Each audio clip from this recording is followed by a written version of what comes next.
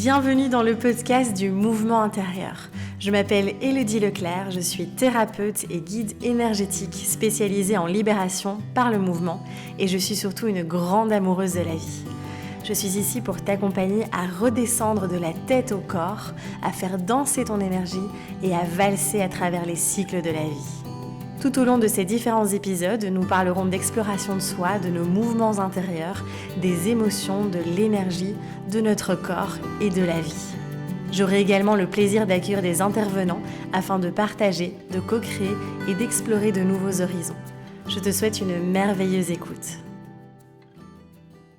Hello à toutes et à tous, mon Dieu, ça fait hyper longtemps que je suis pas venue papoter avec vous ici sur le podcast Mouvement Intérieur. Je suis vraiment très très heureuse de vous retrouver là, pour la rentrée aussi et pour le retour du podcast. J'ai beaucoup de choses à vous dire et en même temps je suis très fatiguée parce que la nuit était... Pas à cause des Ouistiti, non, c'est parce que j'avais faim. Franchement, celles qui allaitent savent sûrement à quel point quand on allaite, on a une faim de loup. Donc malheureusement, j'ai pas assez mangé probablement hier, donc j'avais les yeux comme des billes.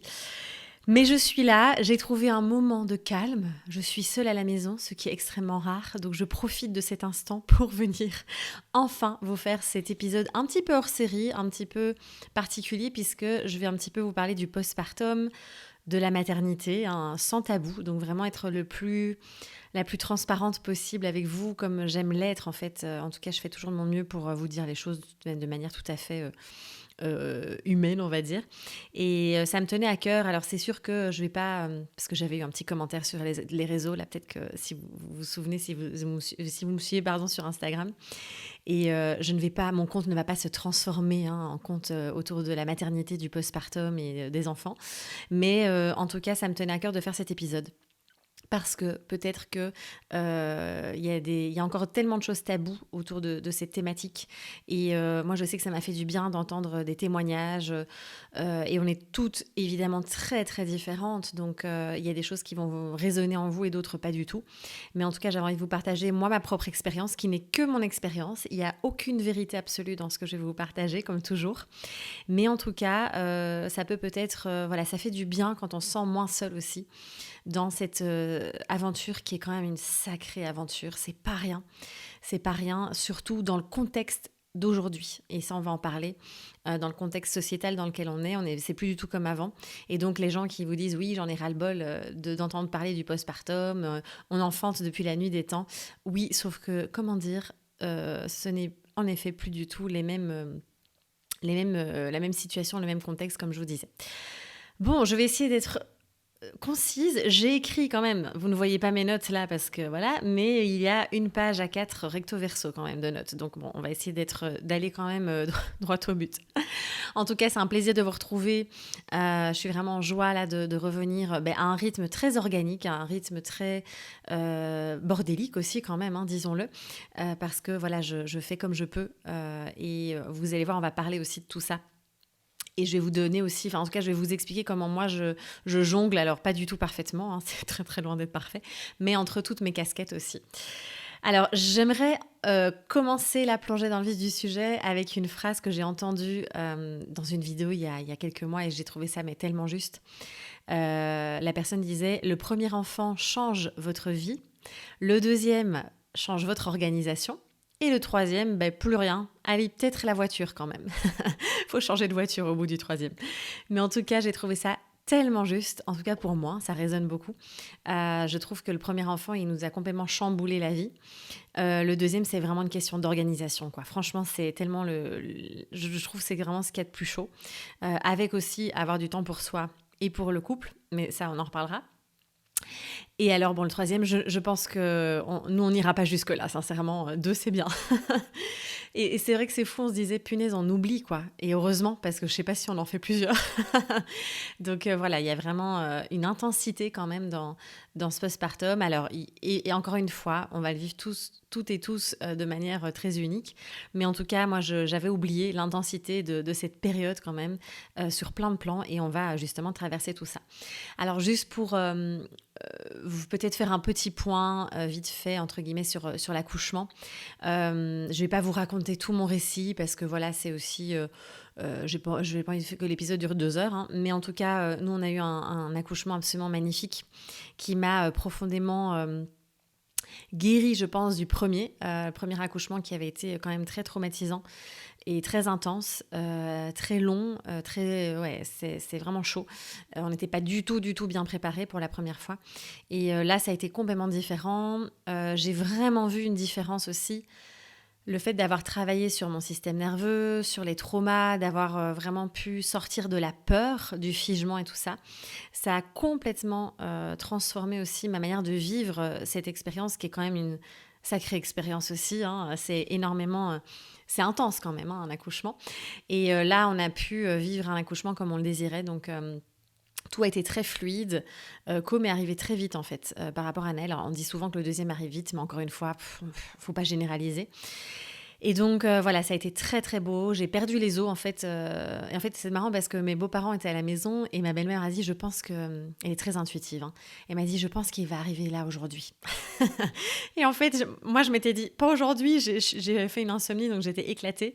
Donc, j'étais là, putain, non, je suis éclatée, là.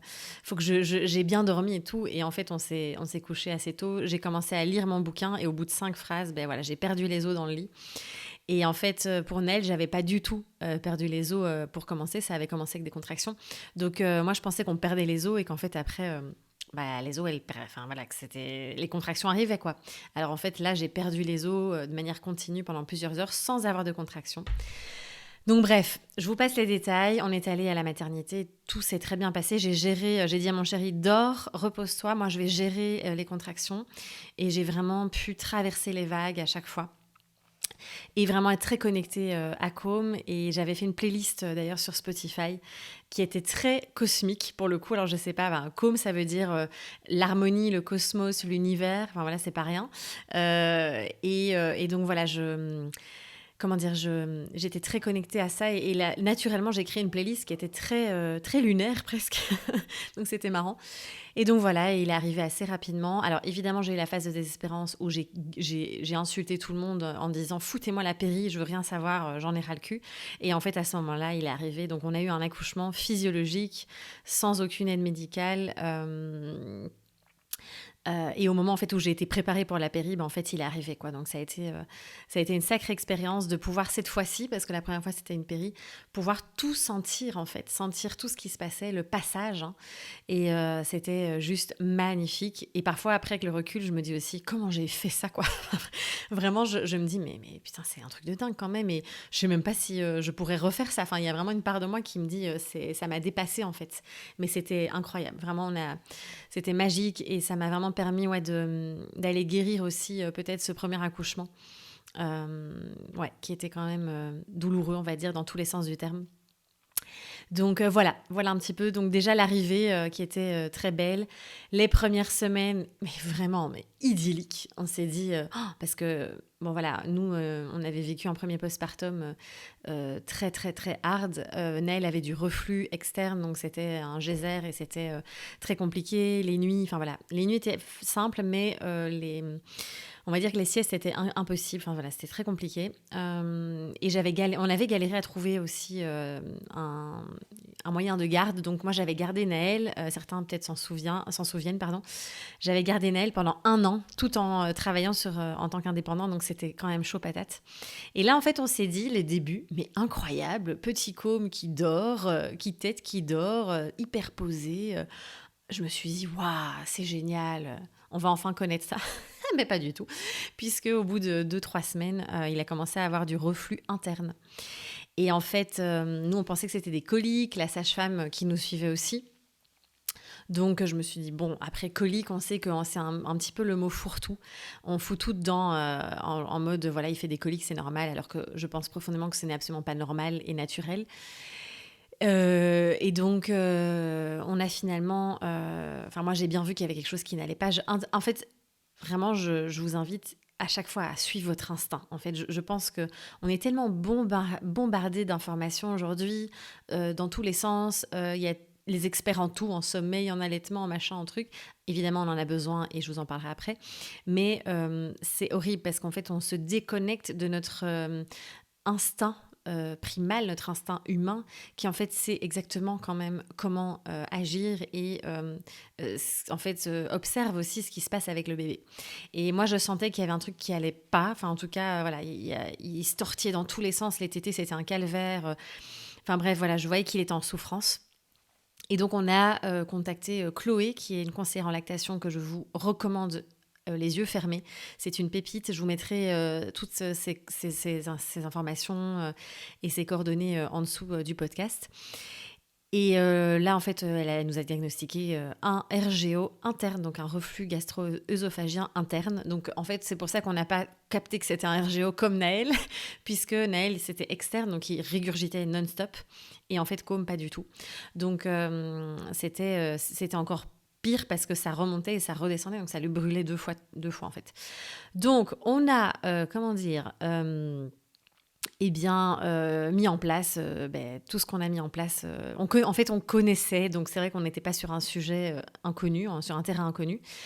Donc, on a remis en place le portage à fond.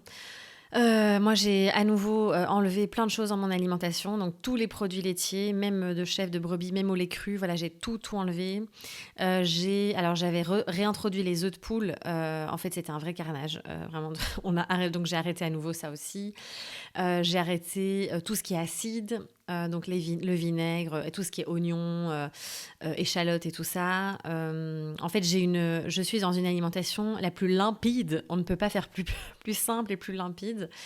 Et donc, ça n'a pas été simple pour moi parce que j'ai été dans tellement de restrictions dans le passé que là, à nouveau, aller enlever alors que j'avais trouvé un très bon équilibre alimentaire, ça a été compliqué, sincèrement. Et puis moi, j'adore manger, quoi. J'ai vraiment le truc du plaisir. Donc plus de chocolat, plus voilà, tout ça. Même si j'en mangeais quasiment plus, mais de temps en temps quand même. Et donc voilà, ça a été beaucoup d'acceptation et j'ai eu du mal en fait surtout quand on allait, on a la dalle, comme je vous disais en début d'épisode. Et donc quand on allait, on a très faim. Et moi je sais que je savais que j'avais besoin de quand même manger, j'ai besoin de manger quand même assez gras et tout. Et donc, j'ai quand même galéré au début à trouver une alimentation qui me convenait dans toutes ces évictions qui sont momentanées, hein, mais quand même. Donc, voilà, ça a été un petit coup encore en plus, hein, déjà avec tout ce qu'il y a autour du postpartum, plus ça. Et puis, sincèrement, on ne se rend pas compte, mais un postpartum avec un enfant qui a un RGO, c'est du costaud. C'est du costaud, c'est vraiment... Vraiment, chaque expérience est unique. Donc, j'ai pas envie de dire oui, le postpartum avec un RGO, c'est beaucoup plus dur qu'un postpartum avec un enfant qui n'a pas de RGO, parce qu'encore une fois, chaque enfant est unique et peut-être qu'il n'a pas du RGO, mais il y a autre chose aussi. Donc, au début, ça a été quand même très intense. Et en fait, moi, j'ai eu un moment où j'ai eu la mémoire du corps qui s'est réveillée et je me suis souvenue de toutes les difficultés qu'on a traversées avec Naël. Et je transférais ça à aujourd'hui. Sauf que j'ai heureusement, et c'est pour ça que je vous bassine toujours avec la régulation du système nerveux, le travail autour des traumas, et c'est tout ce qu'on vous partage dans Fil. Et je me dis, mais gratitude, parce que vraiment, sans ces outils, je n'aurais pas pu vivre ce postpartum de manière quand même beaucoup plus apaisée. Et donc, ça m'a permis d'avoir la capacité de me dire... Ceci n'est pas le passé, ce n'est pas la même expérience qu'on a vécue il y a 2 ans et demi. C'est une nouvelle expérience, on est dans le moment présent, j'ai les outils pour traverser tout ça, ça va aller. Et donc j'ai vraiment dû travailler sur la reprogrammation de mon cerveau, la reprogrammation de mes propres discours intérieurs, des histoires que je me racontais, pour justement traverser ça de manière différente. Et en fait, je me suis vue vraiment retomber à me raconter les histoires, et ça y est, et on revit la même chose, et pourquoi et encore un RGO, voilà. Alors on sait que, mon chéri et moi, on n'a pas les intestins les plus équilibrés du monde, hein, donc on sait très bien qu'il y a la flore intestinale, enfin le microbiote qui joue un rôle énorme. C'est comme ça, voilà, c'est transmis aussi de génération en génération. Et malheureusement, c'est de pire en pire. Donc, on voit de plus en plus de cas de bébés qui ont des RGO, qui ont des problèmes vraiment de digestion. Et j'espère que ça va pouvoir bouger parce qu'il y a vraiment comment dire, des soutiens, des outils qui peuvent vraiment aider. Et quand je vois, voilà, j'ai rencontré d'autres personnes qui ont des enfants et qui ont un RGO, mais qui en fait sont complètement démunis. Et on leur dit juste, arrêtez d'allaiter, donnez du lait en poudre spécial, là, voilà, anti-régurgitation. Et c'est tout, on leur dit juste ça. Alors qu'en fait, l'alimentation de la mère joue un rôle immense. Le portage va être vraiment un soulagement, même si ça nous explose le dos, disons-le. Franchement, moi, j'ai l'impression de me tenir comme le bossu Notre-Dame en ce moment, parce que voilà, je le porte tout le temps, en fait, la journée. En tout cas, les jours où je suis toute seule, c'est-à-dire 5 jours par semaine. Et donc, c'est vraiment pas simple. Mais il y a vraiment des solutions pour soulager l'enfant et les parents, parce que franchement, le nombre de parents qui tombent en dépression postpartum face à ces reflux, parce que c'est très, très intense, c'est très épuisant. Alors, nous, entre guillemets, on a la chance, et c'est ça qui est complètement bizarre et complètement mystérieux. La journée, c'est vrai qu'on...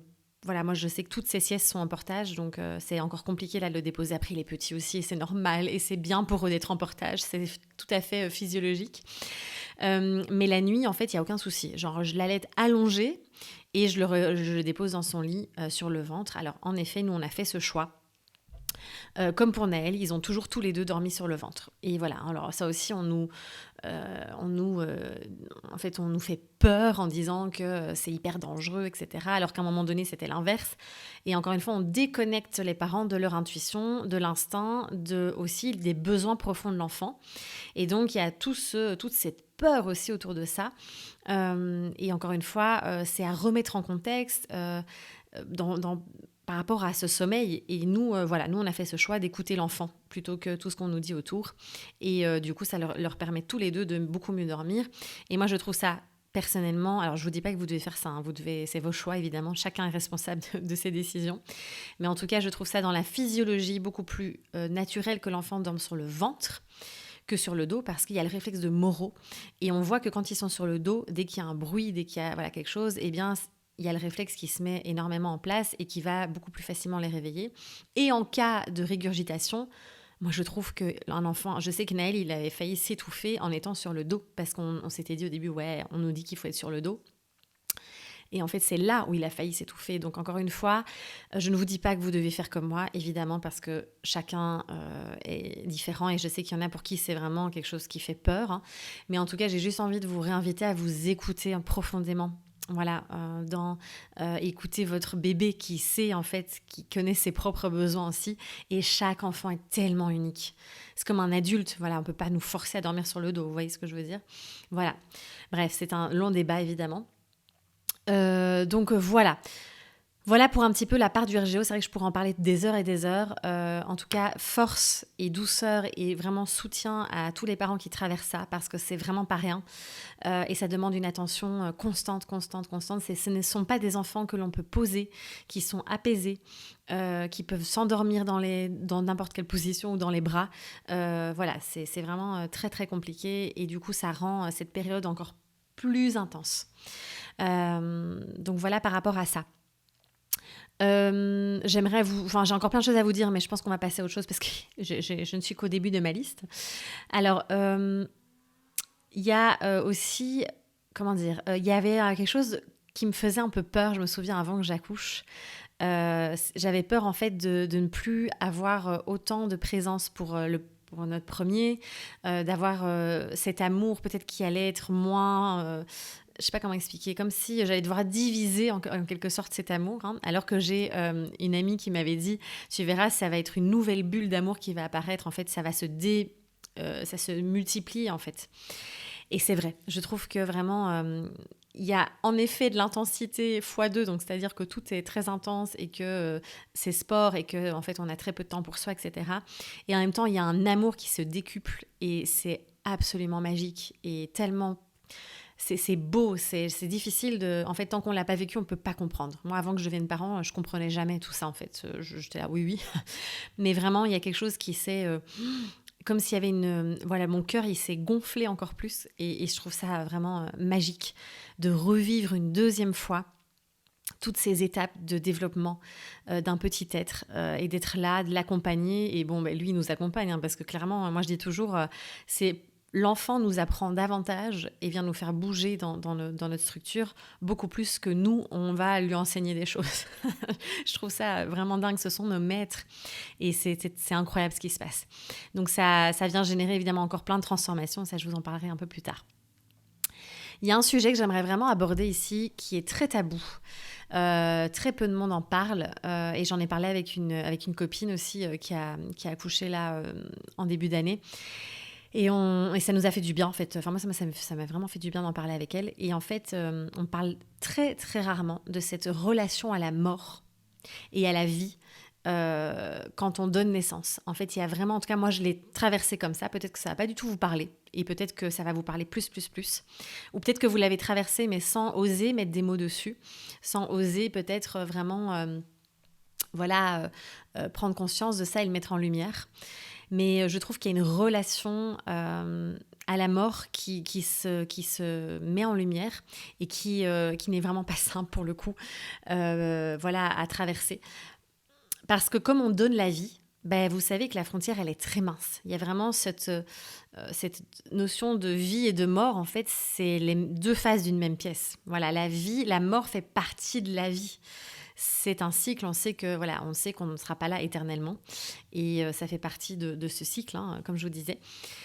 Et en fait, je trouve que moi, ça m'a vraiment beaucoup plus que la première fois. Ça m'a fait remonter des angoisses, des angoisses où je suis parfois dans mes réflexions. Alors déjà, je sais que j'ai toujours eu, ça va beaucoup mieux aujourd'hui, hein, mais j'ai toujours eu du mal à trouver ma place sur la Terre, à toujours à me poser 10 000 questions et à me sentir un peu étrangère à cet espace-ci. Et aussi, j'ai jamais été quelqu'un qui était très angoissé par la mort, en fait. Avant que j'ai des enfants, c'est pas quelque chose auquel je pensais spécialement, même si ça m'arrivait assez rarement. Mais vous savez, d'avoir ces moments où on se dit oh, « mais en fait, on est là dans ce corps, puis on va mourir, mais qu'est-ce qu'on... En fait, ok, même si on croit qu'il y a encore l'âme et tout ça, mais qu'est-ce qu'il y a derrière et l'univers jusqu'où il va ?» Enfin, vous voyez, on part dans ces réflexions qui sont hyper angoissantes, vraiment. Et là, en fait, le fait d'avoir... des enfants, je trouve que ça vient vraiment questionner ça parce que moi, je sais que j'ai vraiment très souvent ces pensées qui viennent de « et s'il m'arrivait quelque chose ?» En fait, j'ai envie de pouvoir les accompagner jusqu'à ce qu'ils soient autonomes, en fait. Et de leur transmettre les valeurs de la vie, etc. Enfin voilà, de profiter de la vie, de toutes ces valeurs que j'ai vraiment à cœur de transmettre. Et aussi l'inverse, aussi de me dire « oh là là, ces petits êtres, c'est tellement fragile ». Et cette peur de se dire que la mort, elle peut frapper à n'importe quel instant. Et donc, il y a vraiment ces questionnements, ces angoisses qui remontent là. Et puis surtout, quand on voit le bain d'amour que c'est, ce qu'on tisse là ensemble dans cette tribu, dans cette famille, moi qui est en fait, c'est le plus beau cadeau là, de la vie. Et vraiment... je trouve ça tellement précieux, tellement magnifique, tellement beau. Je me dis, mais ça peut pas se finir un jour, quoi. Il y a vraiment ce truc-là aussi. Donc voilà, il y a toute cette relation à la mort qui est vraiment remontée et qui m'a créé des espèces d'angoisse que j'ai réussi à traverser parce que heureusement, mon Dieu, j'ai tous ces outils et ce travail du corps, etc. Mais ça a été hyper inconfortable et je trouve que franchement, il y a quasiment personne qui en parle, quoi. Vraiment de cette notion-là. Donc si vous traversez ça, vraiment, n'hésitez pas à en parler autour de vous, n'hésitez pas à vraiment aller à l'écoute et sentir et être dans le corps et être avec toutes ces émotions, même si c'est hyper inconfortable et que ça fout les boules et que voilà, c'est hyper angoissant. Moi, j'ai vraiment eu ça, on va dire, les 2 premiers mois, là, ça va beaucoup mieux.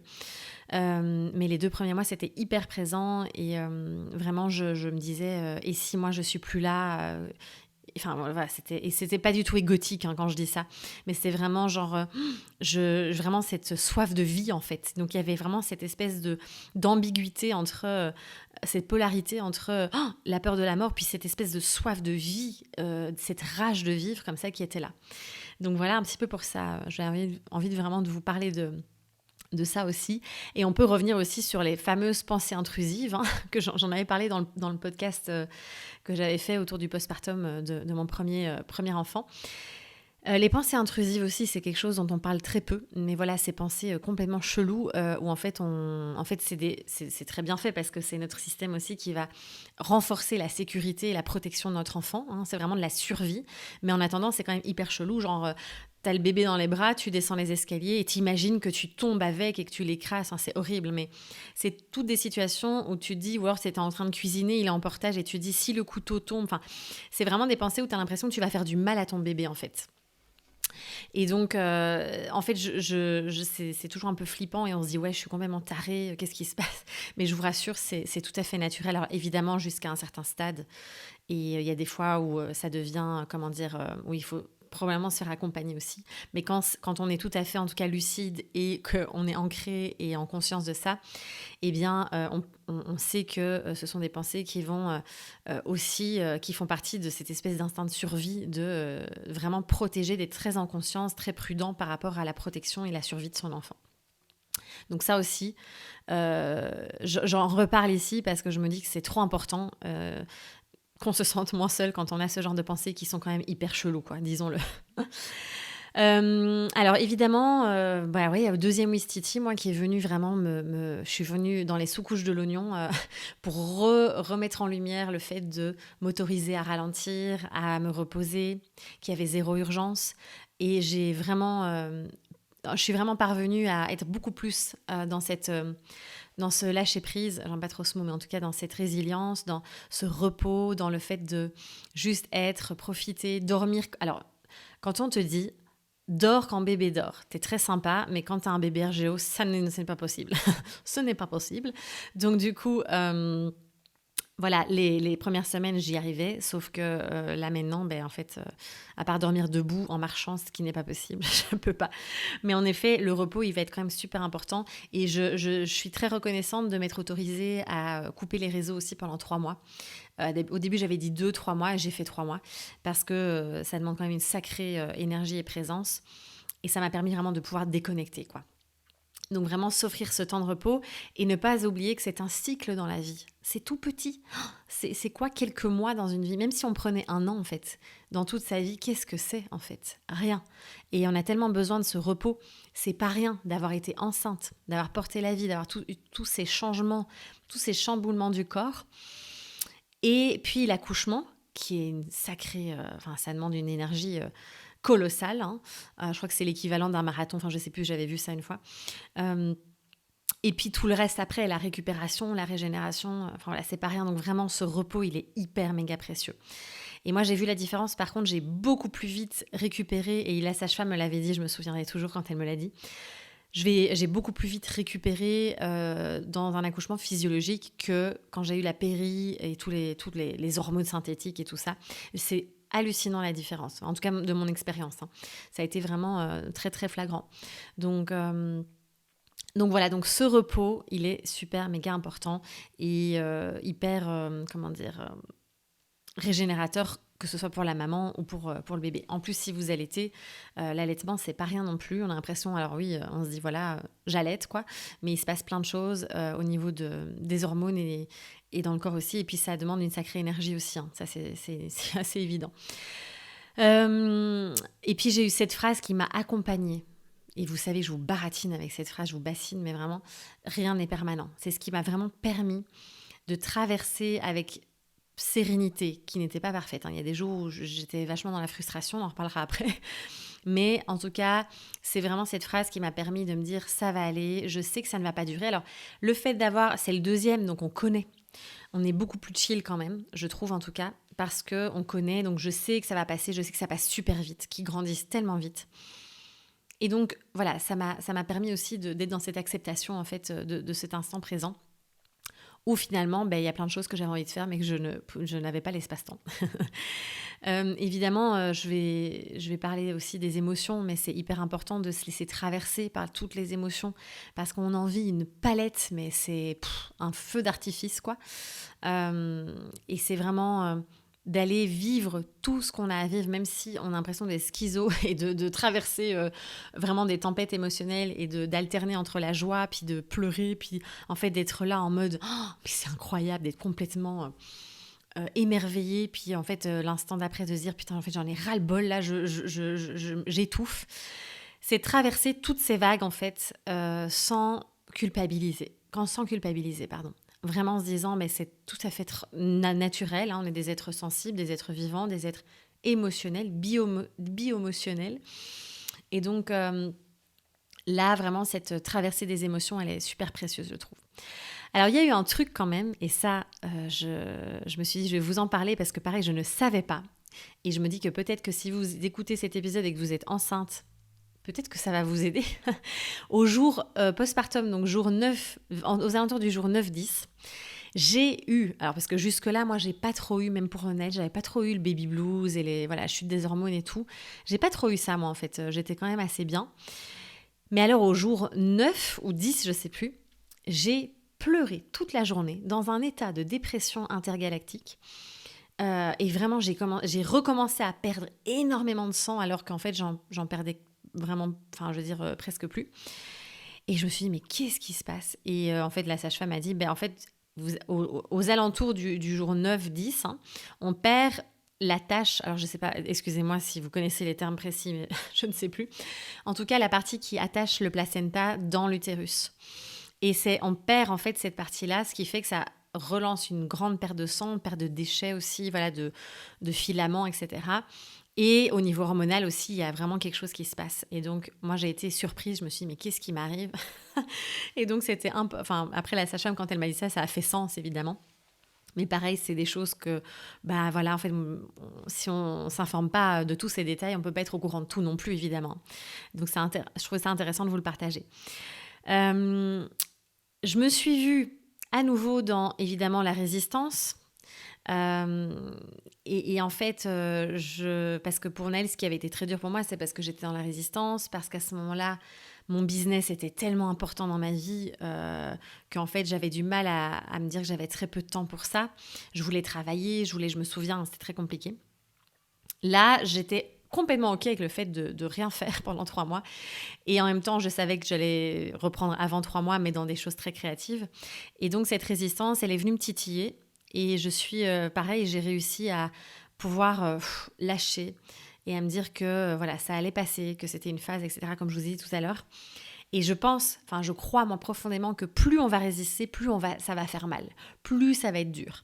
Mais là, je vous parle du business, du boulot, mais ça peut être autre chose, hein. Je veux dire, si on a envie de rentrer dans cette jeans, vous voyez, directement 3 semaines après, ou que, je sais pas, enfin, ça peut aller être la relation au corps, ça peut être nos activités, le sport, etc. Si on est dans la résistance, si on est dans le forcing, franchement, ça fait mal et ça persiste et c'est dur. Et ça, je m'en suis vraiment rendu compte. Donc, le fait d'avoir pu traverser et lâcher, ça a été quand même vachement plus doux. Le postpartum dure 3 ans, je confirme. Je trouve que vraiment, quand j'ai entendu ça, je me suis dit, punaise, 3 ans quand même. Mais là, voilà, notre grand rentre à l'école. Là, je vous enregistre le podcast un samedi et il rentre le lundi. Donc, je trouve que vraiment, c'est une réalité. Et je trouve aussi que, en tout cas pour ma part, je trouve que la première année, c'est quand même la plus intense. Après, c'est différent en fait. On est tous uniques et chaque enfant est tellement unique. Donc voilà, mais le postpartum dure 3 ans, oui. Évidemment, pendant ce postpartum qui n'est pas terminé, mais je pense qu'il était temps que je vous fasse l'épisode parce que voilà, là aujourd'hui, je sens qu'il y a quand même une sorte de pas d'équilibre, parce que ce mot ne veut rien dire, mais qui s'est installé. Il y a quelque chose qui s'est installé.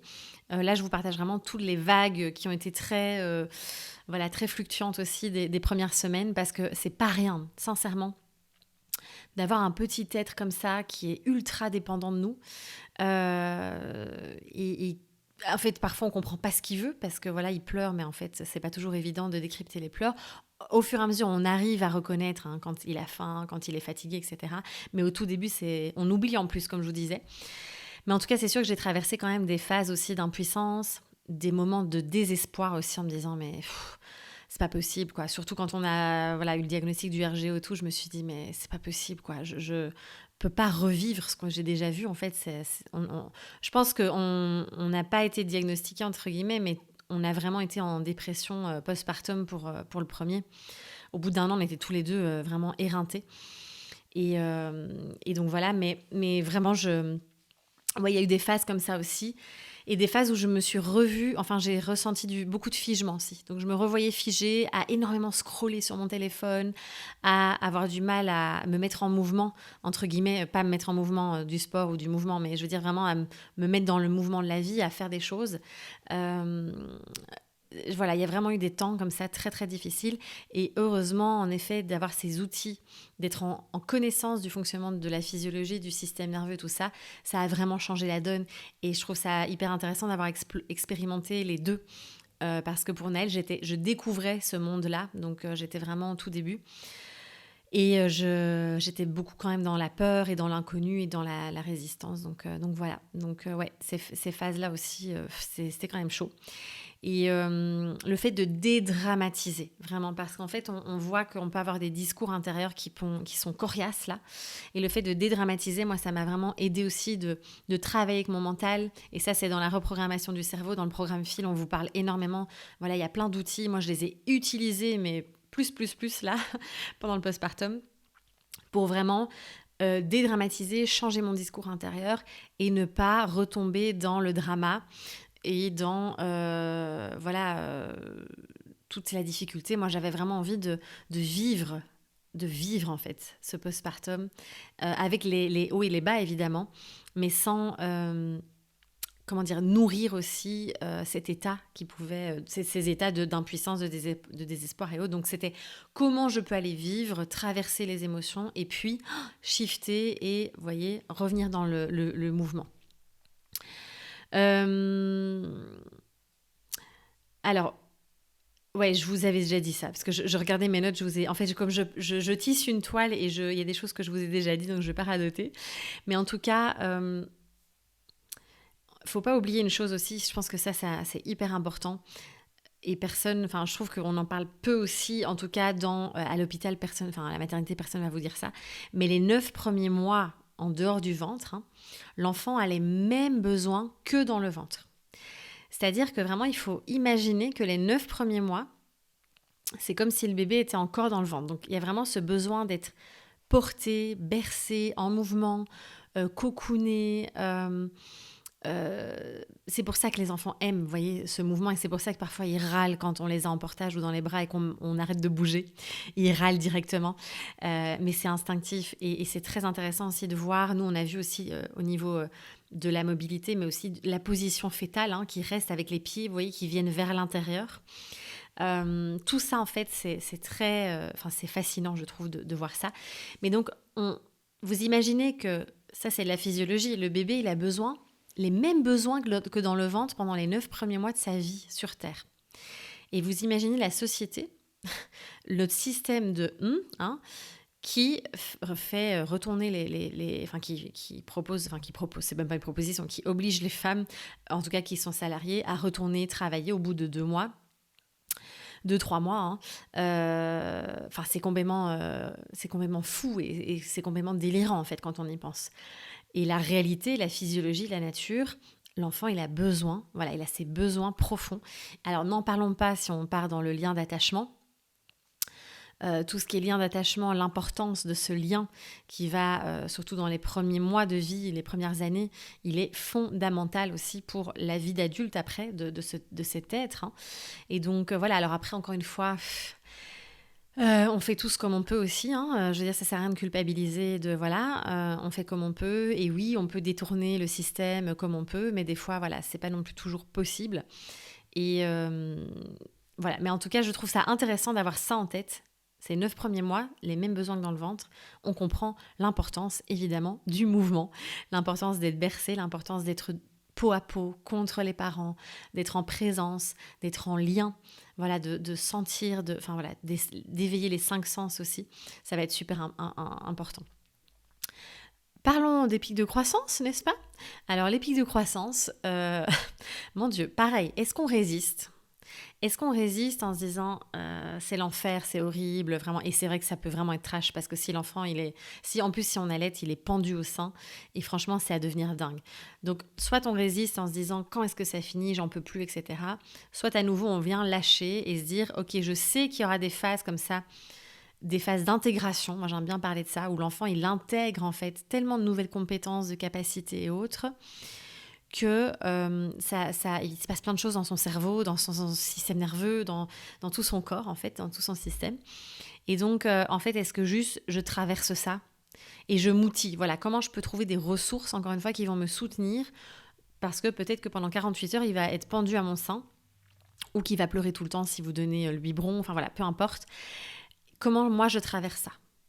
Et donc, peut-être que je peux me dire, bon, je vais peut-être, je sais pas, lire des livres, rester, voilà, ne rien prévoir pendant ces journées-là, annuler tout ce que j'avais, si j'avais des rendez-vous ou prévu des choses, j'annule tout, c'est ok, je reporte et je suis là. Et peut-être que, voilà, je sais pas, je regarde une série, un film, bref, ce qui vous soutient et qui vous fait plaisir. Donc voilà, encore une fois, cette résistance, est-ce que je résiste ou est-ce que je laisse traverser?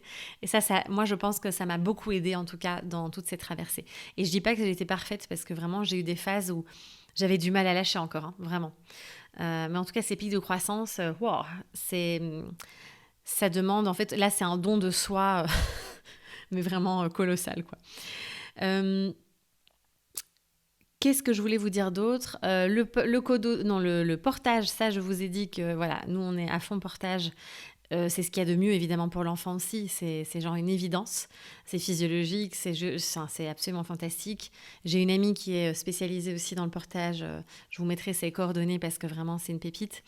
Et donc, voilà. Mais c'est vrai que c'est pas rien pour le parent, parce que même si on peut faire quand même des choses, moi, c'est là où ça m'a généré énormément de frustration d'avoir à nouveau un enfant koala, pot de colle, voilà. Enfin, non, je l'aime de tout mon cœur, mais un enfant, j'aime bien, voilà, dire koala, en portage tout le temps.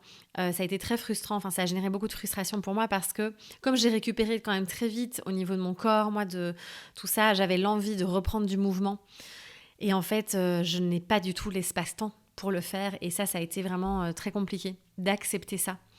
Parce que j'avais cette envie, vous voyez, c'est vraiment ce besoin corporel, cette envie de reprendre du mouvement, même doux, hein, j'ai pas du tout été courir ou quoi, mais... Et en même temps, juste, c'est pas possible. Voilà, à part faire un peu de danse avec lui en portage, je veux dire, je vais pas commencer à me rouler par terre. C'est juste pas possible. Donc voilà, donc ça a été... j'ai vraiment dû accueillir tout ça et traverser cette frustration. Pour la reprise du mouvement, d'ailleurs, justement, moi, j'ai donc évidemment, dès le lendemain de l'accouchement, j'ai commencé l'exercice de respiration. Donc la respiration, de toute façon, c'est du mouvement, hein.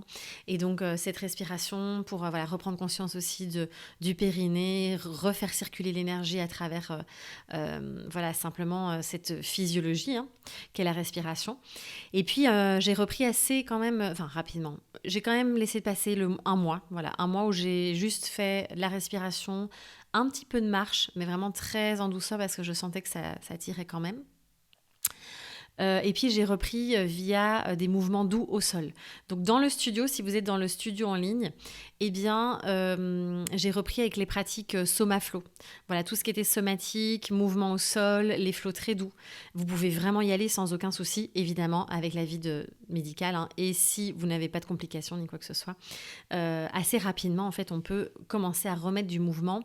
Et le sol est d'un soutien immense, pour le coup, et peut vraiment vous permettre ça fait un bien fou, en fait. Moi, je me souviens, même 15 minutes, je faisais de la pendiculation.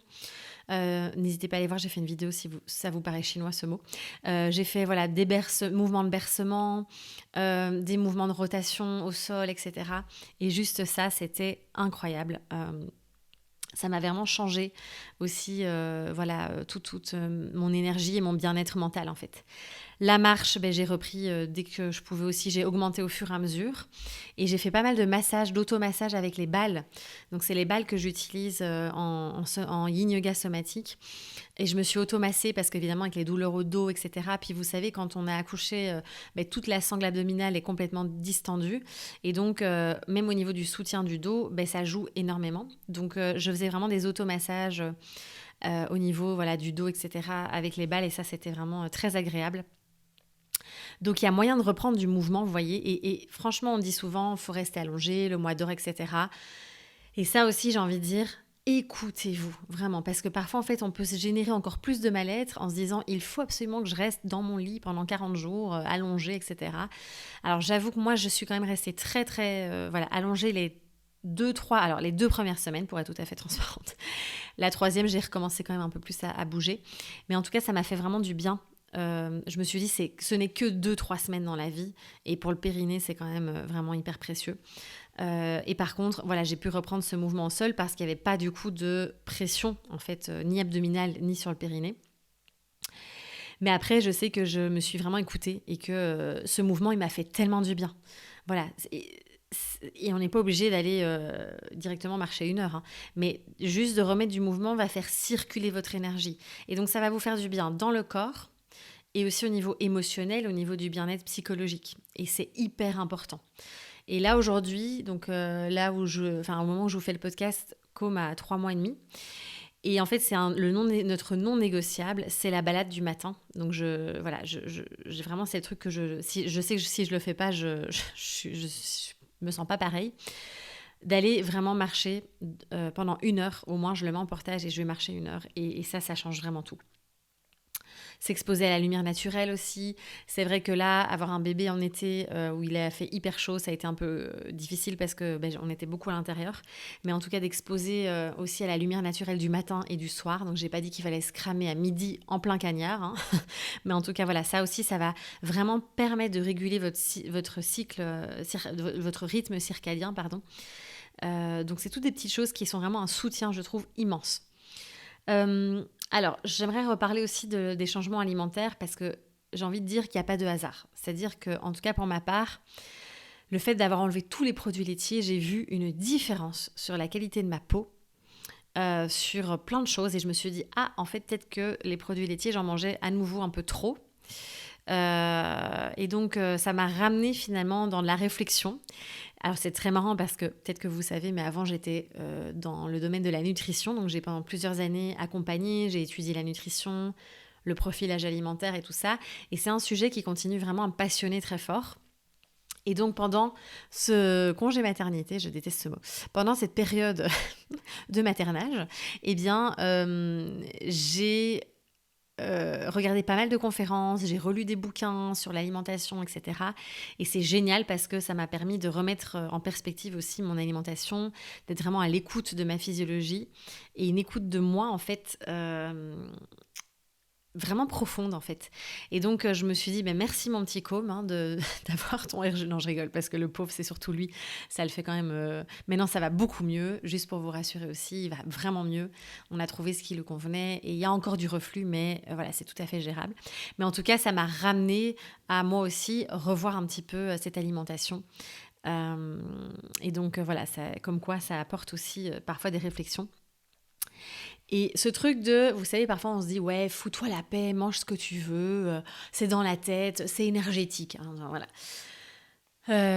J'ai envie de dire, non. Enfin voilà, on est tous différents, on est tous uniques et si c'était si simple, ça le saurait. Hein.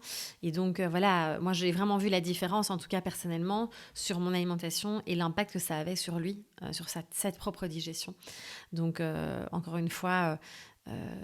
voilà, c'est manger de tout, mange un peu de tout. Voilà, moi, tous ces trucs-là, j'en peux plus en fait.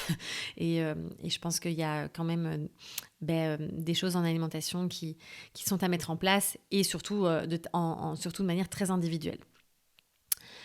Alors, il y a aussi un autre sujet très sexy et voilà, dont en fait on en parle mais sans plus. Hein. C'est toutes les complications qu'il peut y avoir suite à l'accouchement. Hein. Alors moi j'ai à nouveau une déchirure, pas grand-chose mais quelques points. C'était la même en fait que pour le premier. Et puis en fait quelques semaines après l'accouchement, j'ai commencé à avoir des douleurs.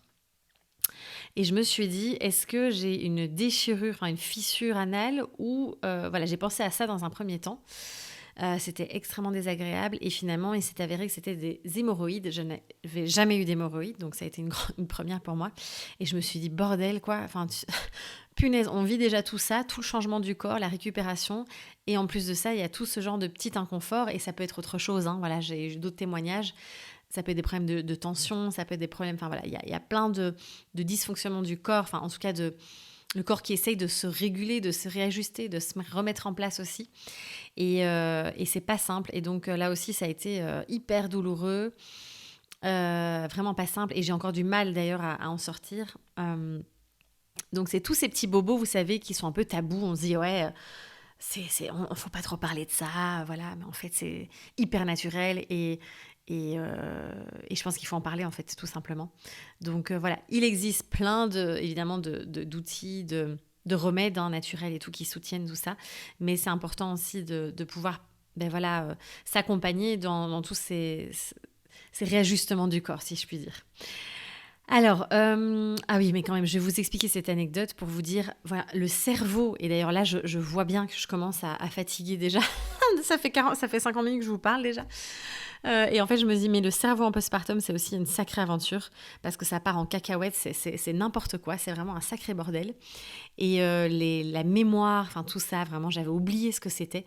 Et aussi cette espèce de vigilance. Alors, cette hyper-vigilance, j'avais oublié parce qu'en fait, j'étais sortie de ça évidemment avec le plus grand, mais en plus, quand on a fait tout ce travail sur le système nerveux, voilà, tout ça, et qu'en fait on retombe dans une espèce de vigilance instinctive, hein, c'est très humain. Enfin, je veux dire, en tant que mère, on a cette espèce d'instinct d'être connecté non-stop à notre enfant, et donc on va forcément parfois se réveiller plus souvent la nuit, etc. Enfin, il y a cette hypervigilance qui est là et qui prend énormément d'énergie, énormément de place aussi. Cette espèce de charge mentale aussi où il y a tellement de choses à penser. Donc, comment est-ce qu'on peut aussi déléguer ça comme on peut Et donc, pour vous raconter la petite anecdote, donc on a une voiture et en partie, la clé est sur le téléphone, sur une application. Et je suis allée... Punaise. J'allais au marché avec les enfants le samedi matin. Mon chéri était parti faire du sport. Et donc, je mets Côme dans le siège auto et je pose mon téléphone sur le toit de la voiture. Je pense que vous avez compris la suite de l'histoire. J'ai oublié mon téléphone sur le toit et j'ai pris la voiture, j'ai roulé. Et je suis arrivée dans le village, hein, donc c'est 15 minutes de route. Je suis arrivée dans le village et là, je me rends compte que j'ai pas mon téléphone. Et je me dis, merde, je cherche partout, enfin bref, je fouille tout et tout. Et là, je me dis, putain, c'est pas vrai. Et là, je me souviens que je l'ai mis sur le toit de la voiture. Le problème, c'est que déjà, je pouvais pas fermer la voiture parce que j'avais pas, en plus, la carte qui fait office de clé. Je l'avais prêtée à mon père, mes parents qui étaient là. Bref, je vous passe les détails de cette histoire. Et donc, j'ai dû appeler. Alors, évidemment, la honte, je ne connais toujours pas le numéro de mon chéri par cœur, le numéro de téléphone. C'est vraiment un scandale, il faut que je l'étudie, là. Et donc, je me retrouve sans téléphone, de toute façon. Donc, je vais au marché. Heureusement, je connais la vendeuse de miel. Non, mais vraiment, c'est un sketch. Hein. Et là, je lui dis, écoute, Caro, file-moi ton téléphone, s'il te plaît. Il faut que j'appelle mon père. J'ai appelé mon père qui a appelé mon chéri. Enfin bon, bref, une histoire, mais un sketch. Et finalement, c'est un apiculteur du coin qui a vu mon téléphone par terre sur la route, qui l'a ramassé. Et donc, mon père a appelé mon téléphone. Enfin bref, un sketch, je vous dis pas l'histoire. Et donc, on a été rechercher mon téléphone qui n'avait absolument rien. Alors, merci les coques. Moi, j'avais acheté une coque méga solide. Et donc, on a retrouvé mon téléphone. Mais on était morts de rire, on s'est dit, mais c'est vraiment pas possible, quoi. Alors, je sais que j'ai tendance à être un petit peu tête en l'air, mais là, quand même, je me suis dit, c'est vraiment un truc de postpartum, quoi. Donc, voilà.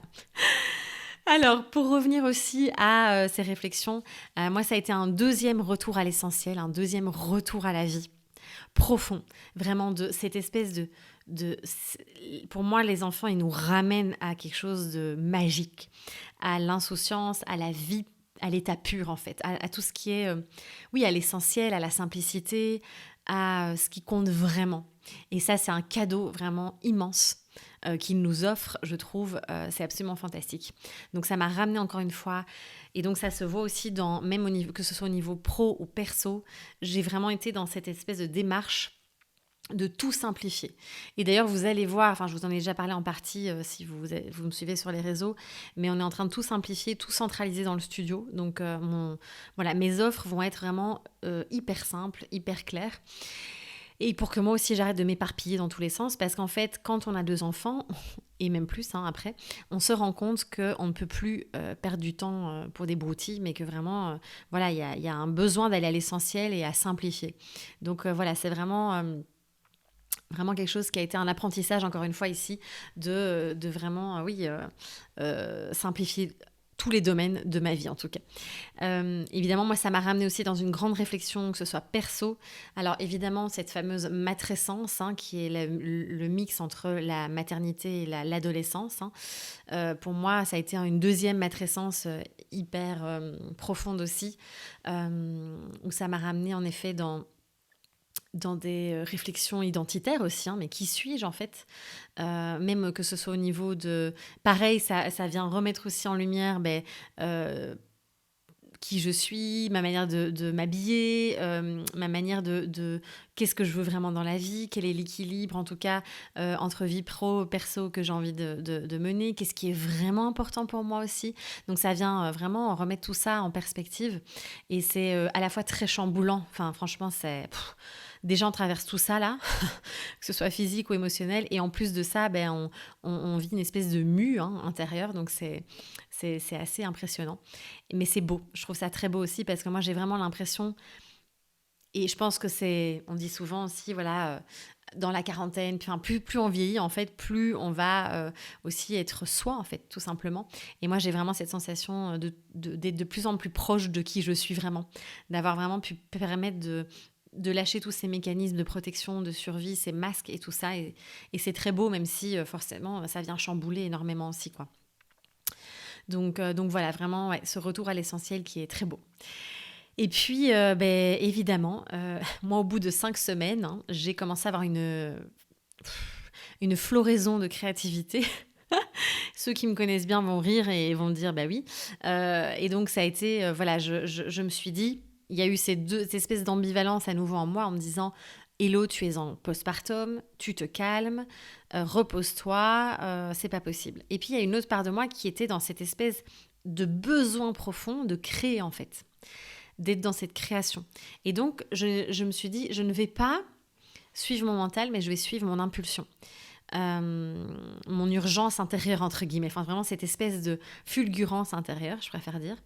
Et donc j'ai recommencé à créer de temps en temps. Voilà, ça a été très très ponctuel et très rare, mais dans la semaine, quand j'avais l'énergie et le temps et l'espace, et l'envie surtout, c'était vraiment ça, je me suis autorisée à recommencer à revoir quelques mouvements de flow énergie, refaire les playlists de musique, voilà, des choses très créatives qui me faisaient vraiment plaisir et qui me nourrissaient.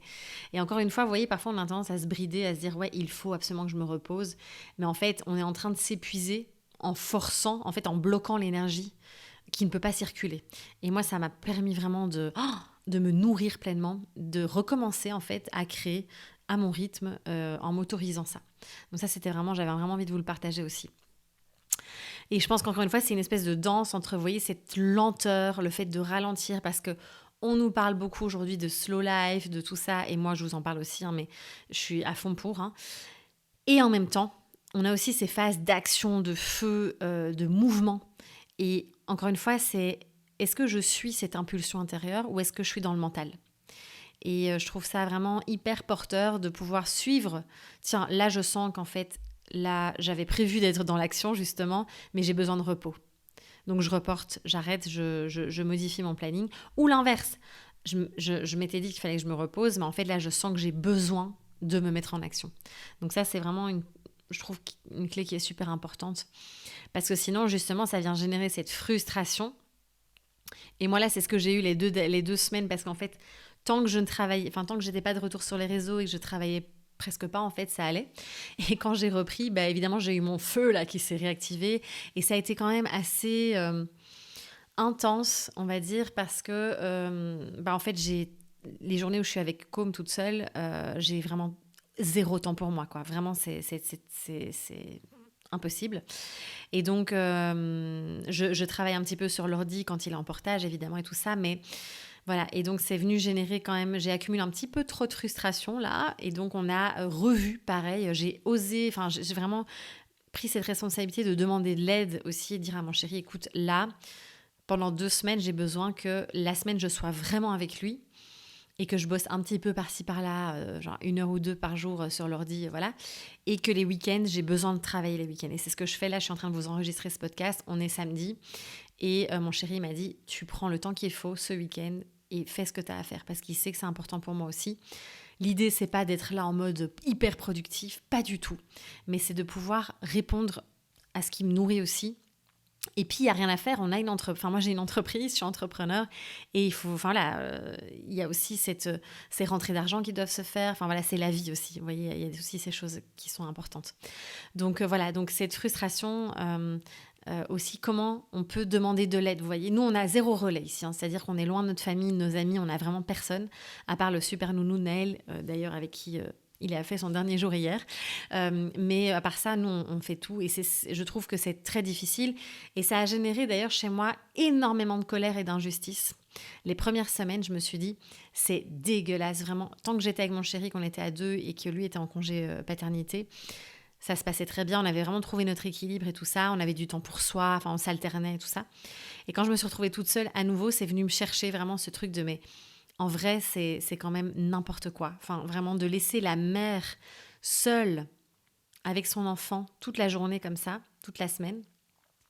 J'ai vraiment eu beaucoup de colère qui remontait, beaucoup d'injustice en me disant mais que c'était vraiment... je ne sais même pas comment en 2025 on est encore à ce stade-là, quoi. Vraiment, donc j'ai dû aller accueillir toutes ces émotions aussi, les vivre et me dire bon voilà, c'est comme ça aussi. Mais ouais, c'est venu vraiment me travailler aussi dans cette... En fait, c'est complètement insensé quand on y pense. Et voilà, ça a été vraiment ma réflexion aussi.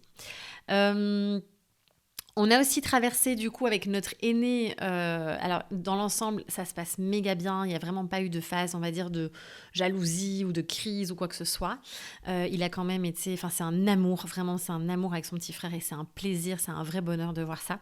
Après lui, il l'a exprimé plus par des cauchemars, beaucoup peut-être parfois des terreurs nocturnes, vraiment des crises de la nuit. Et donc pendant 2 mois et demi, il a dormi quasiment toutes les nuits avec nous dans le lit, donc c'était pas évident pour récupérer. Donc on était en sardine dans le lit, mais voilà, ça a été vraiment notre expérience en tout cas. Et je pense qu'en tout cas, si c'est votre 2e enfant ou 3e, ou enfin peu importe, je pense que c'est bien aussi de lâcher prise là-dessus. Moi, j'en ai beaucoup parlé avec notre doula, Eugénie, merveilleuse Eugénie. Pareil, je vais vous mettre ses coordonnées parce qu'elle est fantastique et je vous la recommande. Les yeux fermés, le cœur ouvert. Vraiment, c'est une pépite. Et elle nous a dit, pour le moment, vous mettez ça sur le côté. C'est pas du tout le moment, là, on est fatigué, il y a l'allaitement, les nuits, tout ça. C'est pas le moment d'aller justement s'occuper que l'aîné dorme à tout prix dans sa chambre. Et puis même, en fait, moi, c'est venu me questionner aussi sur, en fait, mais... Avant, il y a très longtemps, enfin, il y a pas si longtemps que ça, en fait, mais nos ancêtres, on dormait ensemble. Enfin, voilà, ce truc de je mets l'enfant dans son lit, dans sa chambre, dès la naissance, en fait, ce n'est pas du tout pareil physiologique. Après, chacun fait ce qu'il veut. Il y a zéro jugement dans ce que je vous dis là, évidemment. Juste, c'est le questionnement de comment est fait la nature, en fait. C'est plus dans ce sens-là. Et donc, on a complètement lâché en se disant, voilà, ça se réglera. Et en effet, là, il dort à nouveau dans sa chambre, pas toutes les nuits, mais en tout cas, voilà, il a traversé lui aussi un chamboulement énorme, en fait. Même s'il l'accueille super bien et que c'est un amour avec son frère, voilà, c'est pas rien. Donc, c'est aussi pouvoir accompagner au mieux notre ou nos aînés dans ce chamboulement aussi de structure familiale, finalement. L'allaitement. Alors, j'ai à nouveau décidé d'allaiter minimum 1 an. Donc, c'est à la fois magique, à la fois une évidence. C'est tellement simple. Genre, tu vas n'importe où tu veux. Tu sors, t'ouvres le nibar et c'est parti. Donc, c'est trop génial. Moi, je trouve ça génialissime, magique. Et puis, on sait que c'est ce qu'il y a de meilleur pour l'enfant, évidemment. Après, on fait tous du mieux qu'on peut, encore une fois. Et en même temps, c'est une dépendance qui c'est un don de soi, vraiment, c'est un truc de dingue. Donc voilà, ça a été encore une fois toute l'ambivalence de la maternité, où voilà, à la fois c'est beau, et puis il y a quand même, faut s'accrocher, quoi. Vraiment, faut s'accrocher. Donc là, je commence à tirer mon lait aussi, pour qu'on puisse se relayer. Et puis, on a décidé aussi, là, pareil, ça a été une grande acceptation parce que je trouve que quand on est parent, on a beaucoup de projections, surtout pour le premier. Le deuxième, on est un peu moins là-dedans, on est un plus là en mode ouais, je vais pas me faire avoir cette fois-ci.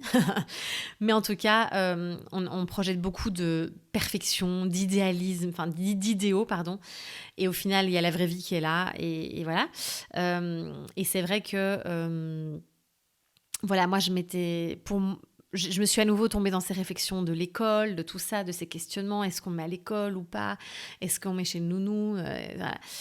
Et là, on a décidé, parce que moi, je sens que j'ai besoin profondément aussi d'être nourrie en tant que femme, en tant que créatrice, en tant que, voilà, dans toutes les autres sphères de ma vie, pour pouvoir être vraiment présente pour mes enfants. Et en fait, je me suis dit, ok, on a accepté que là, Com va commencer à aller 2 jours par semaine seulement chez le super nounou de Naël. Donc du coup, il prend le relais. Et ça a été vraiment tout un questionnement parce que je me suis dit 4 mois, c'est hyper petit. J'étais vraiment pas du tout pour ça. Et finalement, le nounou, c'est devenu un peu, c'est la MIFA, quoi. Vraiment, on s'entend super bien et on lui fait confiance, mais à 200%. Et donc, je pense que j'ai accepté juste parce que c'était lui, sinon je ne l'aurais pas fait. Mais voilà, je me suis dit, c'est OK, 2 jours semaine. Le reste du temps, je serai vraiment avec lui.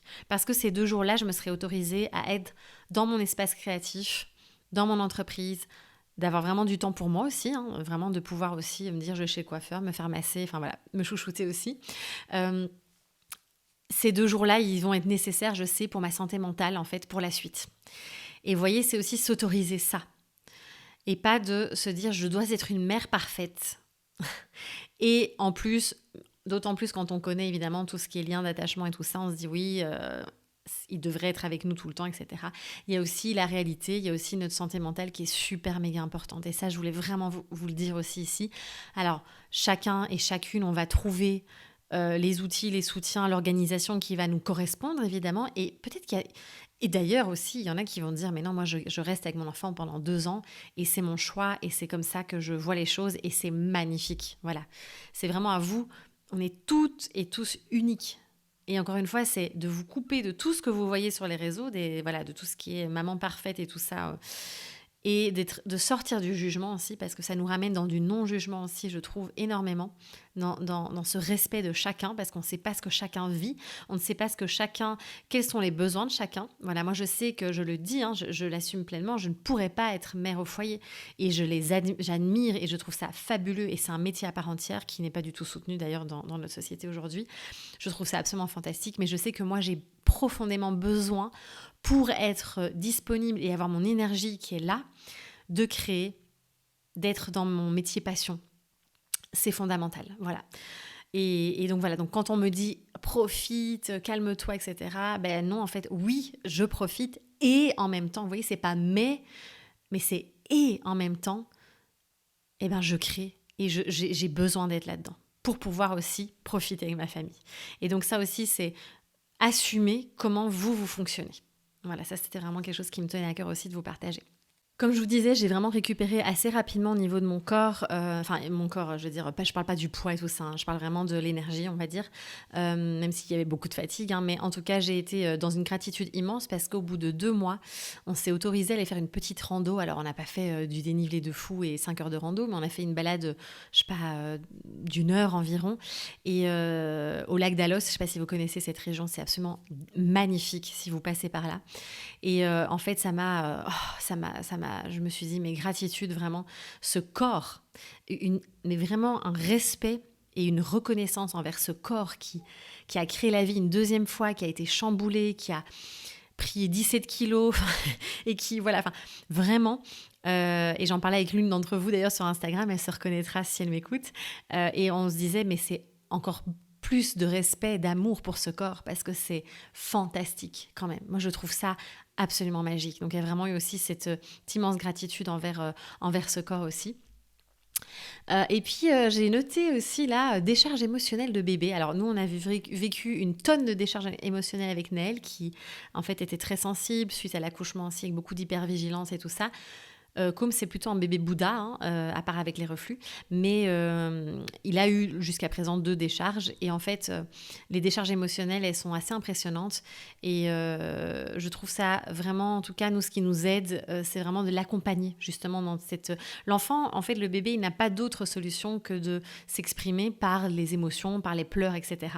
Donc, quand il y a eu trop de stimulation la journée, il va décharger. Pareil, personne, enfin on vous dit pas ça, hein. Personne nous dit ça. Et donc, faut pas hésiter à simplement l'accompagner dans la libération des émotions, lui parler et lui dire qu'il a le droit de s'exprimer. Et vas-y, exprime-toi, vas-y. Vraiment, simplement, il n'y a rien d'autre à faire. Vous voyez, ça sert à rien. Alors, surtout pas lui dire chut, calme-toi, parce qu'en fait, voilà, il a besoin justement d'extérioriser. Mais vraiment, parlez-lui. Enfin, les bébés sont très réceptifs et ils captent tout, vraiment. Donc ça a vraiment été un soutien. Et puis beaucoup le sécuriser, respirer, l'accompagner par la présence, par la respiration aussi. Ce sont vraiment des outils, je trouve, qui sont précieux. Voilà, même si nous, parfois, on est éclatés. Et c'est là où, en fait, quand on est deux, parce que je sais que ce n'est pas toujours le cas, donc quand on est seul, ce n'est vraiment pas évident. Je vous envoie beaucoup de douceur et d'amour, d'ailleurs. Mais quand on est deux ou plus même, ça c'est encore mieux, on peut vraiment se relayer aussi. Parce que des fois, il y en a un qui a la capacité d'être en présence et de pouvoir réguler l'enfant. Il commence à avoir du bruit derrière moi, la tribu est de retour. Et puis, des fois, c'est l'autre qui a pas du tout la possibilité. Donc, vraiment se soutenir là-dedans, c'est précieux. Et d'ailleurs, pour parler de ce fameux village dont on parle souvent aussi, en fait, je trouve ça, c'est ce qui est le plus compliqué aujourd'hui finalement. C'est ce qui rend ce postpartum qui n'est pas simple. Où justement, j'ai eu ce commentaire de cette fameuse dame sur Instagram haineux qui m'a dit ras-le-bol que toutes ces Instagrammeuses, oui, déjà je ne pense pas être une Instagrammeuse, mais bon, c'est pas grave, parlent du postpartum dès qu'elles ont un enfant, alors que on vient pour vous suivre sur votre sujet principal, donc le mouvement pour moi. Et en fait, c'est un sujet. C'est un sujet aujourd'hui, le postpartum, parce que le contexte, voilà, on n'a pas tous la chance d'avoir notre village autour de nous. Et ça n'a rien à voir, un postpartum où on est entouré, soutenu, on a du relais, on peut souffler, se ressourcer, se régénérer, quand on n'en a pas du tout. Vraiment. Et le système fait que c'est comme ça. Nos choix aussi, évidemment, il faut prendre notre responsabilité. Nous, on a choisi aussi de vivre, on est loin de tout le monde, etc. C'est un choix. Évidemment, il ne faut pas tomber dans la posture de victime. Mais en tout cas, il y a quand même un sacré dysfonctionnement au niveau du système. Et je reprends aussi parce que j'avais noté certaines entrepreneuses qui vont vous dire on peut être tout à la fois, tout est possible. Genre, elles vous vendent du rêve là. Tout est possible, on peut être tout ça à la fois. Alors oui, moi j'y crois. On peut être tout ça à la fois. Moi, je sais que je suis à la fois maman, femme, enseignante du mouvement. Enfin voilà, toutes ces casquettes-là, elles sont là. Mais je ne peux pas être tout ça à la fois, en même temps, au même moment. Ce n'est pas possible. Ou alors, il faut arrêter le syndrome, l'image de la Wonder Woman. Vous voyez, je veux dire, c'est foutons-nous la paix. Il y a des fois, on a la casquette de maman, des fois, on est dans notre casquette de femme, des fois d'entrepreneuse ou de salarié. Vous mettez ce que vous voulez par rapport à vous, vous le transférez pour vous, mais on ne peut pas. Et les femmes qui vous disent ça, qui vous vendent ça et qui parlent de ça en mode moi je suis à la fois on fire dans mon business et en même temps je suis à temps plein avec mon enfant. En fait, elles ne disent pas que derrière, elles ont des nounous, leur famille, qu'elles ont du soutien à 100%. Évidemment, mais là, oui. Alors oui, là, peut-être que tu peux être beaucoup plus facilement partout à la fois. Mais donc, vous voyez, encore une fois, c'est remettre en contexte. Arrêter de se comparer avec ce qui n'est pas comparable.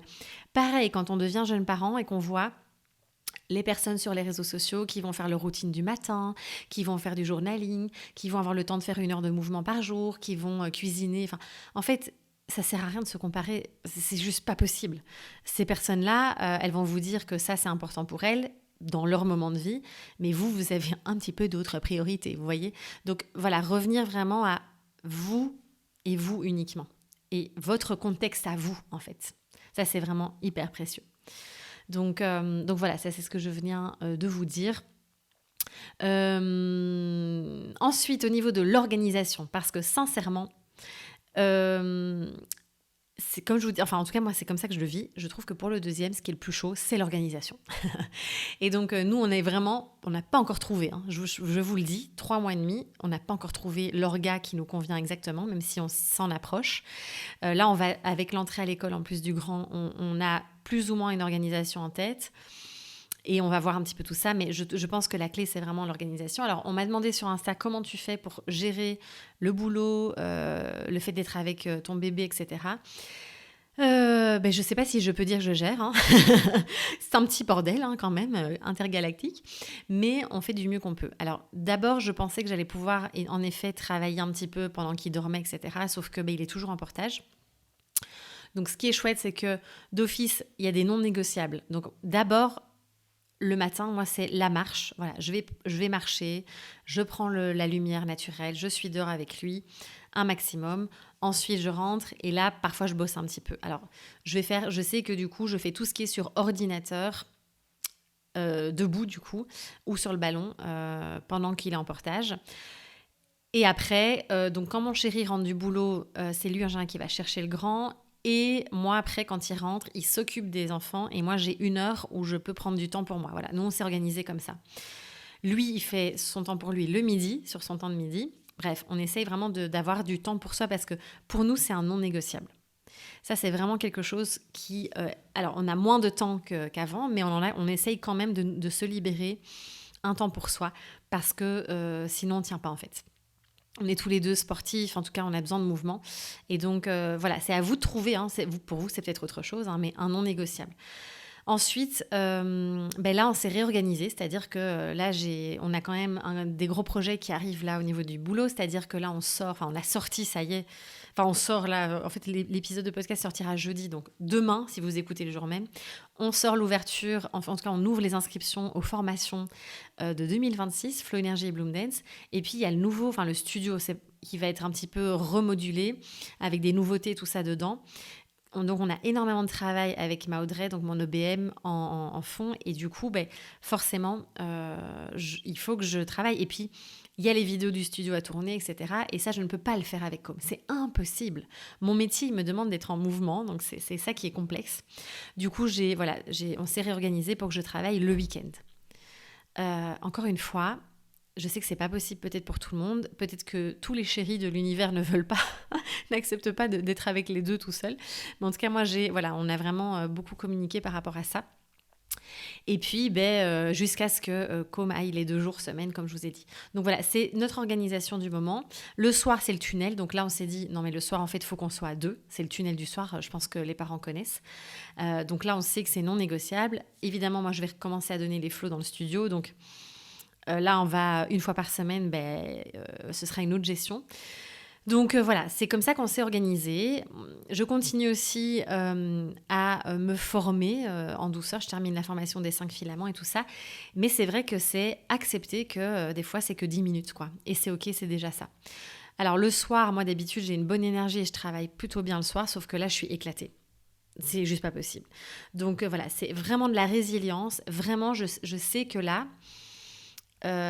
jusqu'à fin décembre, j'aurai très peu de temps pour travailler. À partir de janvier, il ira 4 jours par semaine chez le nounou. Et donc, je sais qu'à partir de janvier, je retrouverai plus ou moins un rythme comme je pouvais l'avoir avant.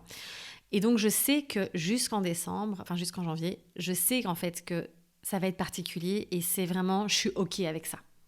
Même si des fois, il va y avoir des fluctuations de frustration et je vais juste aller le traverser et l'accueillir. Donc voilà un petit peu pour l'orga. Encore une fois, c'est très unique. Hein, vraiment, c'est du cas par cas. Si vous êtes salarié aussi, c'est différent et tout ça. Mais voilà, comme ça, peut-être que ça va vous aider. Et c'est... en fait, à chaque fois, je fais mon planning et j'ai tendance encore aujourd'hui à mettre de trop. Et donc, je suis aussi dans cette flexibilité. C'est-à-dire que je sais que souvent, je mets de trop. Et donc, je sais que j'ai la capacité de me dire, OK, j'enlève et c'est OK. Donc, cette espèce de flow, vous voyez. Donc, voilà, un petit peu tout ce que je voulais dire. C'est déjà super long, donc je pense que je vais m'arrêter là. En tout cas, voilà, énormément de gratitude, énormément d'émotions, d'amour, de beau, d'avoir aussi 2 enfants qui sont en parfaite santé. Les reflux, je veux dire, ça va passer. Hein. de vivre cette expérience quand même qui est extraordinaire. Voilà, il y a énormément de gratitude pour ça. Je suis très souvent, voilà, j'arrive à accéder en plus beaucoup plus à ça depuis que j'ai défigé, depuis que j'ai travaillé sur les traumas, le système nerveux. Je réaccède à toute la beauté de la vie et ça, c'est un cadeau immense. Et en même temps, ben voilà, une sacrée période vraiment avec beaucoup d'intensité. Mais en fait, tout passe. Tout passe et ils grandissent tellement vite. Là, quand on le voit qu'il est déjà en train de se retourner, essayer de ramper, on se dit « what ?» Donc voilà, ça passe très vite et ils grandissent vite. Et donc, il y a aussi cette urgence, entre guillemets, de profiter, de savourer avec eux. Et moi, ça m'a ramené aussi dans cet essentiel, voilà, de vraiment encore moins qu'avant, me cramer dans mon boulot, c'est plus possible. Vraiment d'être dans... en fait, je fais ce que j'aime dans cette équipe, comment dire, avec évidemment toujours cette passion, ce feu créatif, cette envie d'être avec vous, de partager plein de choses. Et vraiment, je suis on fire là avec plein d'idées, plein d'idées pour 5 ans là. Et en même temps, cette évidence de profiter et d'être avec eux dans la vie, quoi. Donc voilà, je m'arrête là, 1h20, mon Dieu, je vous ai dit que ce serait long. Alors bravo, félicitations si vous êtes arrivés jusqu'au bout. Je ne sais pas s'il y aura grand monde qui sera là jusqu'au bout. N'hésitez pas à partager vous aussi, votre expérience. N'ayez crainte de faire des romans, d'écrire des textes dans les commentaires, parce que plus on va parler aussi de son expérience, plus on va pouvoir se dire « je ne suis pas seule ». Parce que sincèrement, le nombre de dépressions postpartum, le nombre de suicides aussi chez les mères dans cette période de postpartum est énorme. Il ne faut pas sous-estimer ça et je pense que c'est important qu'on se soutienne aussi dans le contexte dans lequel on vit aujourd'hui, dans voilà, tout ce qui est malheureusement en tout cas en France, en Belgique, dans d'autres pays, voilà, tout ce qui n'est pas mis en place encore autour de ce soutien quand on a, voilà, quand on a des enfants, des jeunes bébés. En tout cas, je vous remercie de tout cœur pour votre écoute. C'est un épisode un peu particulier. On va repartir sur la suite sur d'autres thématiques, mais j'avais envie de vous partager cette expérience, peut-être pour que vous puissiez vous retrouver dedans, vous rassurer, vous donner des pistes aussi peut-être.